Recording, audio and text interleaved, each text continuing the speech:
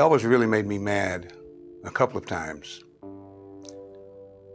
but mostly he made me laugh. He was there when the legend rose and when it fell. Now, at 84, one of Elvis Presley's oldest friends and former bodyguards is breaking a silence kept for nearly half a century. His name is Sonny Delbert West, a man once sworn to protect the king at any cost. From the smoky nights of Memphis to the haunting hours inside Graceland, Sonny claims they didn't just guard Elvis, they guarded a secret. And as he finally speaks, one truth echoes through time. They hid everything. Stay tuned as we enter the unknown side of the king of rock and roll life, the boy from Tupelo. Sonny West turned 84 on a Tuesday in April. Elvis Presley had been dead for 47 years, longer than he'd been alive. And still, Sonny woke up thinking about him. They'd met in the summer of 1945, two boys in Tupelo with nothing but time and trouble on their hands. Elvis was 9, Sonny was 10, and they became brothers the way boys do, through fist fights and shared secrets and long afternoons spent fishing in the creek behind the rail yard. Elvis's family was poor, so was Sonny's. But Elvis had something else, something that set him apart even then. A voice that could stop you cold. He sang in church, at school assemblies, at the county fair. People listened, and when Elvis sang, the world got smaller, quieter, like everything else fell away, and there was only him and the song and the strange humming electricity in the air. By the time they were teenagers, Elvis wasn't just singing in Tupelo anymore. He was on the radio, then on television, then everywhere. Sonny remembered the day Elvis left for Memphis. It was 1953.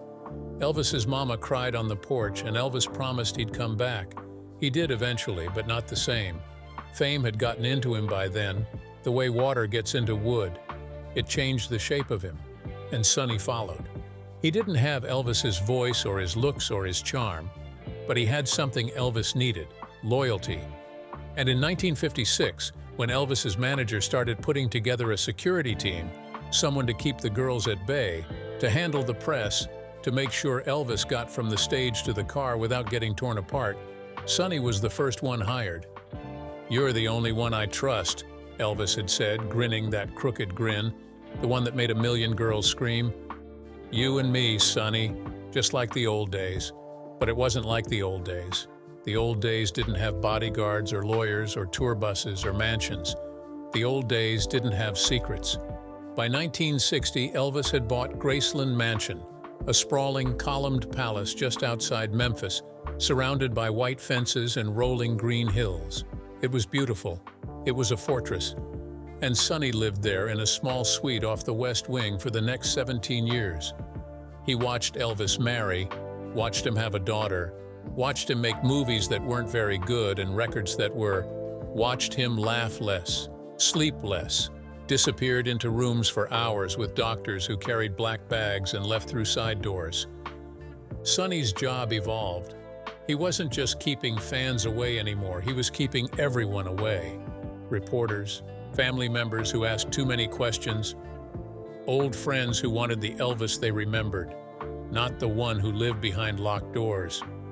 Memphis Mafia, that's what they called themselves, the men who ran Graceland Mansion, became Elvis's world.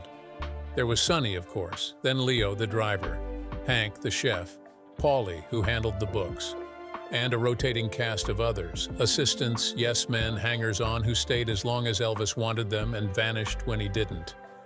They all knew the rules: don't talk to the press, don't ask questions, don't let anyone see what you see. And Sonny kept the rules better than anyone. He told himself it was loyalty, that he was protecting Elvis, that the world didn't need to know how bad it had gotten, the pills, the paranoia, the nights when Elvis couldn't remember his own daughter's name. But late at night, alone in his room, Sonny knew the truth. He wasn't protecting Elvis. He was protecting the idea of Elvis, the myth, the king. Now, in his kitchen in Tupelo, Sonny poured himself a cup of coffee and stared out at the kudzu. He'd been asked over the years to tell his story. Reporters tracked him down, documentarians called. A few writers sent letters offering money, promising the truth would set him free. He always said no. But lately, The weight of it had started to press differently. Maybe it was age, maybe it was the dreams. Elvis showed up in them sometimes, young again, grinning that grin, asking Sonny why he'd never told anyone what really happened. The question was, why didn't he? And the harder question, the one that kept Sonny awake at night even now, 47 years later, what exactly had they hidden?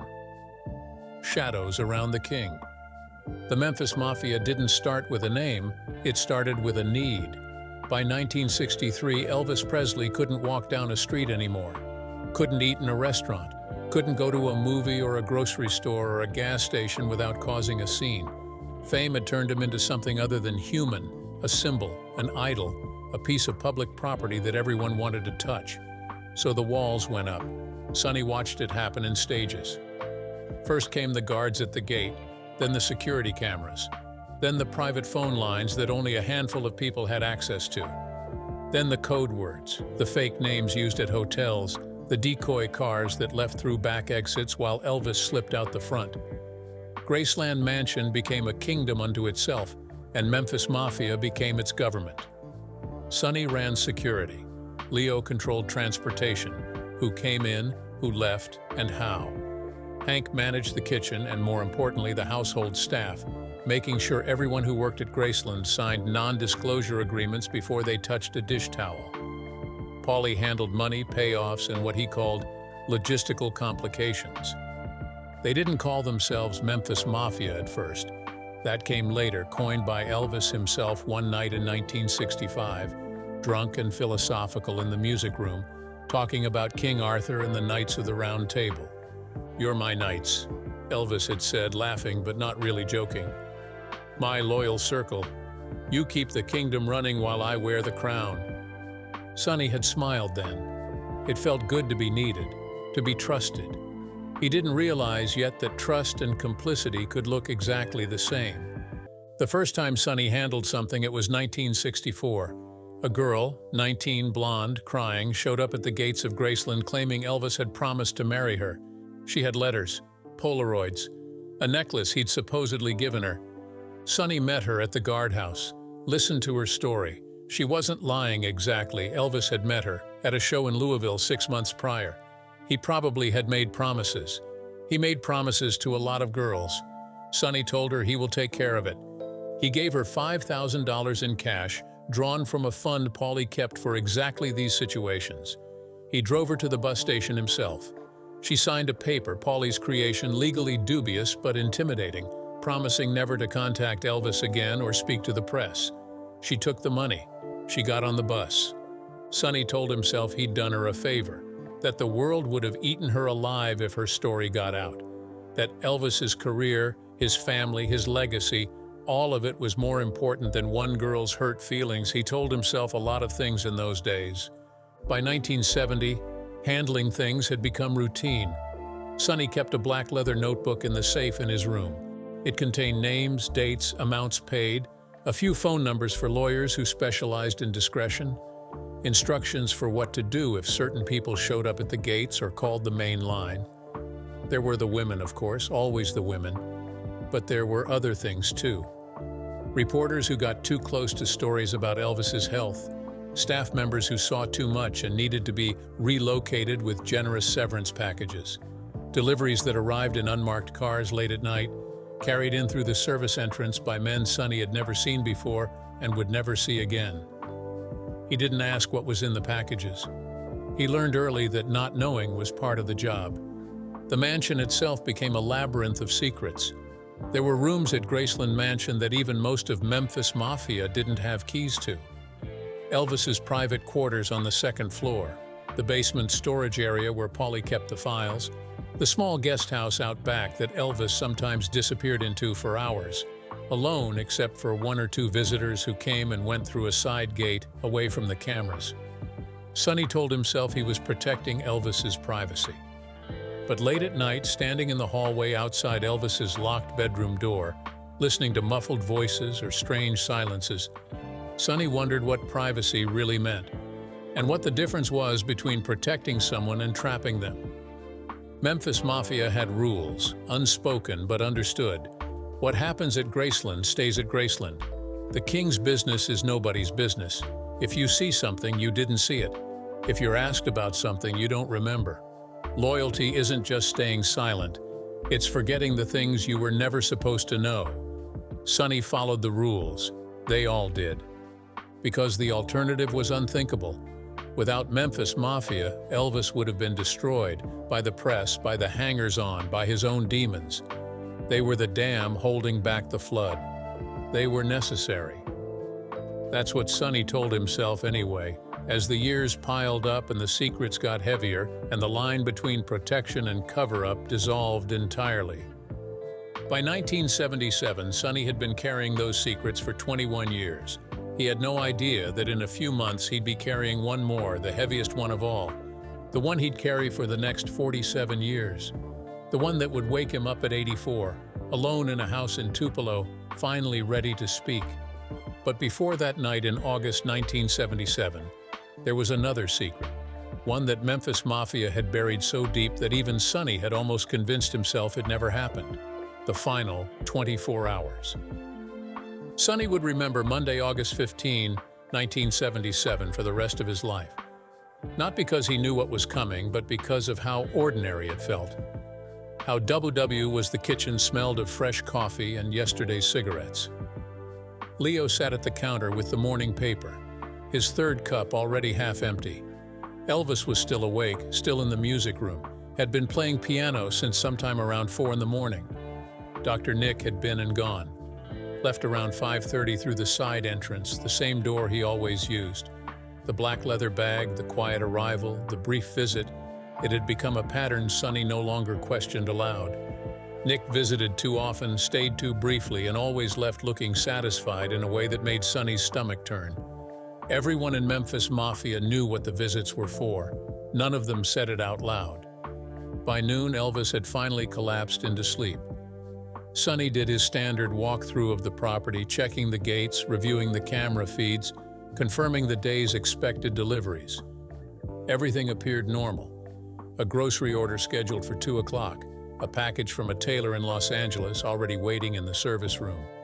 At 2:15 p.m., a car arrived that wasn't on any log. Sonny intercepted it at the main gate. A black Lincoln Continental with Tennessee plates, 2 men inside wearing suits that looked expensive but not flashy.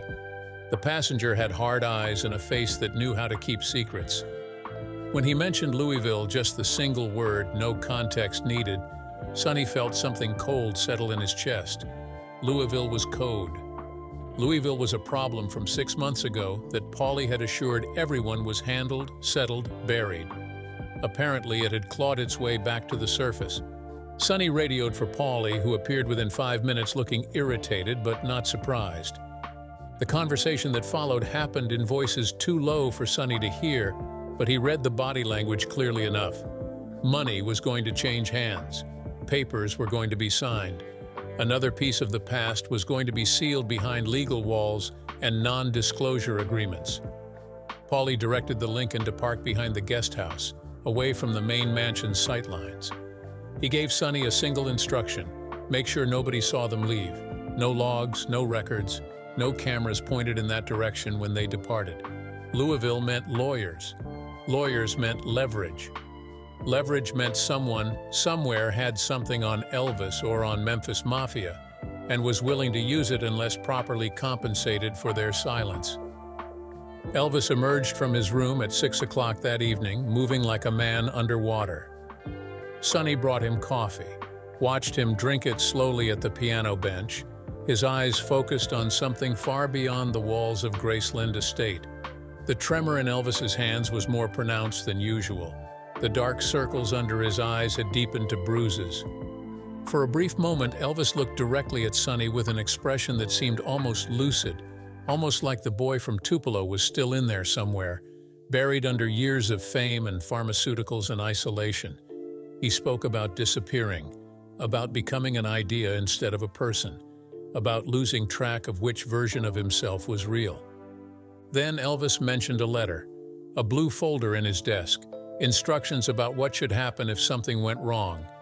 He wanted Sonny to handle it, not Paulie, not the lawyers, not the handlers and fixers who managed every other aspect of his existence. Just Sonny.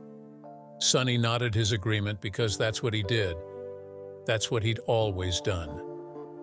The men from Louisville departed at 8:42 p.m., their business concluded.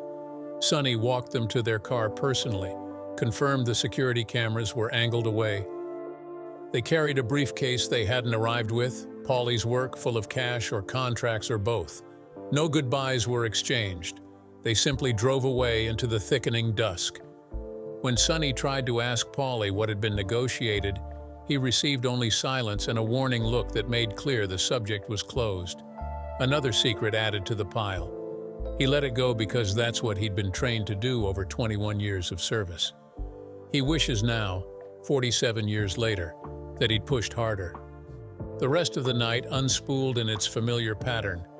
Elvis ate dinner alone, barely touched the food, took a phone call around 9:30 from someone whose identity was never logged, returned to the music room near 11 and played piano until well after midnight, filling Graceland estate with melancholy melodies that drifted through the halls like smoke. Sonny checked on him at 1:30 a.m. Elvis sat reading a biography of a Civil War general, seemingly calm. He glanced up when Sonny appeared in the doorway, offered a tired smile and a small wave. The gesture felt like a dismissal and a goodbye simultaneously, though Sonny didn't recognize it as such at the time. That was the last time Sonny saw Elvis Presley alive. At 2 p.m. the following day, Tuesday, August 16, Hank discovered Elvis unresponsive on the bathroom floor of his private suite. By 2:45 p.m., Graceland Estate had transformed into a crime scene that would never be treated as one. By 3 p.m., Memphis Mafia had assembled and made their decision. By 3:30 p.m., Sonny was helping them hide everything. In the chaos of those hours, 3 things disappeared from Graceland Estate that were never mentioned in any official report. Sonny helped disappear 2 of them. He still doesn't know who took the third, but he knows what was in the blue folder, and that knowledge has haunted him for 47 years, the Pact of Silence. The first lawyer arrived within 40 minutes of the 911 call. Sonny would later marvel at the speed of it, how quickly the machinery of protection activated, how seamlessly the transition occurred from crisis to cover-up. Someone must have made calls before the ambulance even left the grounds. The lawyer's name was Gerald Hutchins, a man Sonny had seen perhaps 3 times in 20 years, always during situations that required legal insulation. He carried a briefcase and wore an expression of practiced sympathy that never quite reached his eyes. He arrived before the coroner, before Elvis's family, before anyone who might have actually grieved. Hutchins set up in Paulie's office and began making phone calls. Within 2 hours, Graceland Estate was swarming with people who had one job: control the narrative. A second lawyer arrived, then a third, then representatives from the record label, from Elvis's management company, from his publicity firm. They moved through the mansion like an occupying force, commandeering rooms, making lists, issuing instructions in voices that brooked no disagreement. Sonny stood in the hallway outside Elvis's bedroom and watched them transform a death into a press release, turn a human tragedy into a management problem. No one asked him how he felt. The meeting happened at 7 o'clock that evening after Elvis's body had been removed, after the initial police report had been filed, after the first news broadcasts had interrupted regular programming with the announcement that shocked a nation. Hutchins gathered Memphis Mafia in the ground floor library. Sonny, Leo, Hank, Paulie, and 3 others who'd been at Graceland that day. The doors were closed. The phones were silenced. What followed was not a conversation, but a briefing. The official story had already been written. Elvis had died of cardiac arrhythmia, likely related to pre-existing health conditions. He'd been found unresponsive by household staff. The details were medically vague but emotionally satisfying, tragic but not suspicious, sad but not scandalous. Hutchins explained what would happen next. The autopsy would be handled by specific personnel who understood discretion. The police investigation would be respectful, brief. The media would be given carefully controlled access. And Memphis Mafia would say nothing. Hutchins laid out the consequences of speaking. Legal consequences spelled out in the employment contracts they'd all signed. Financial consequences, immediate termination, forfeiture of pensions, potential lawsuits. Social consequences, they'd be branded as opportunists trying to profit from tragedy, their reputations destroyed. Silence wasn't optional, it was mandatory. It was the price of having been in the room where history happened. Sonny signed the additional non-disclosure agreement Hutchins slid across the table. They all did. The funeral was a production, stage managed down to the minute. Memphis Mafia stood in the back at Graceland Estate's private service, dressed in black, saying nothing, watching as thousands of mourners filed past Elvis's casket. The world wept for a man it had never really known. Reporters came to the gates with cameras and questions, offering money for interviews. Some offered substantial sums, 5 figures, 6 figures, the kind of money that could change a man's life.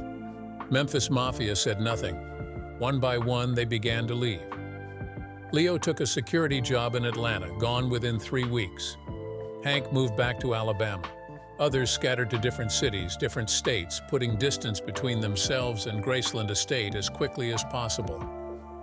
Paulie stayed the longest, managing the estate's business affairs as Elvis's will wound through probate.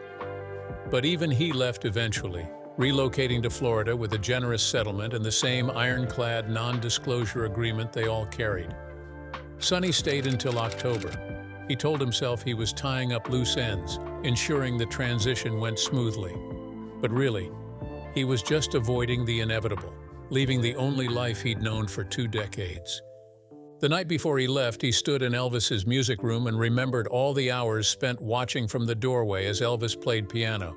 He remembered the songs, the late-night conversations, the moments of genuine connection buried between all the secrets and lies. He thought about the blue folder. He'd found it the day Elvis died, exactly where Elvis said it would be. The letter inside had been handwritten, 4 pages of confessions and apologies and truths that would destroy the myth being so carefully constructed. Sonny had read it once. Then he'd given it to Hutchins, who'd locked it in his briefcase, assured Sonny it would be handled appropriately. Sonny never saw the letter again. He'd kept his promise to Elvis. He'd decided what to do with the letter. He just wasn't sure anymore if he'd decided correctly. Sonny left Graceland Estate on October 23, 1977, carrying 2 suitcases and a pension that would keep him comfortable. He drove back to Tupelo alone, watching Memphis disappear in his rearview mirror, carrying secrets that felt like stones in his chest. He got a job at a hardware store. He rented a small house. He lived quietly and visibly, exactly as Memphis Mafia had been instructed to do. And for 47 years, he kept his mouth shut. Paulie died in 1993, Leo in 2006, Hank in 2011. One by one, Memphis Mafia dissolved into obituaries and fading memories, until Sonny was the last one left. At 84, in a small house in Meridian, Sonny finally understood something he'd spent decades avoiding. Silence wasn't the same as loyalty, and protecting a legend wasn't the same as honoring a friend. The 3 things that disappeared from Graceland Estate on August 16, 1977, were never mentioned in any official report. Sonny helped hide 2 of them on Hutchins's orders, but the 3rd, someone else took it before Memphis Mafia even assembled that evening. And what that person took was the one thing that could unravel everything: the last confession. The reporter found Sonny in March 2024. Her name was Sarah Chen. She was writing a book about Elvis Presley for the 50th anniversary of his death. She'd already interviewed dozens of people, but she wanted to talk to someone from Memphis Mafia. Sonny was the last one left alive. He'd known this day would come eventually, had rehearsed his refusal 1,000 times over the years. But when Sarah Chen stood on his porch that Tuesday afternoon, looking at him with earnest eyes that somehow reminded him of Elvis at 19, Sonny surprised himself. He invited her inside. The non-disclosure agreement had expired years ago. Legally, Sonny was free to speak, but legal freedom and moral freedom were different things, and Sonny had spent 47 years constructing walls around certain memories. Sarah asked her first question, something simple: what was Elvis like in private? Sonny answered carefully at first, talked about Elvis's sense of humor, his generosity, his loneliness. The words came slowly, rustily. Then Sarah asked about August 16, 1977, and something broke open inside Sonny. He told her about the final 24 hours, about Dr. Nick's early morning visit, about the men from Louisville and their black Lincoln, about Elvis's trembling hands and haunted eyes and the letter in the blue folder. He told her about finding Elvis, about the chaos that followed, about how quickly the lawyers arrived, how Memphis Mafia had been gathered and instructed and bound to silence. And then he told her what they'd hidden.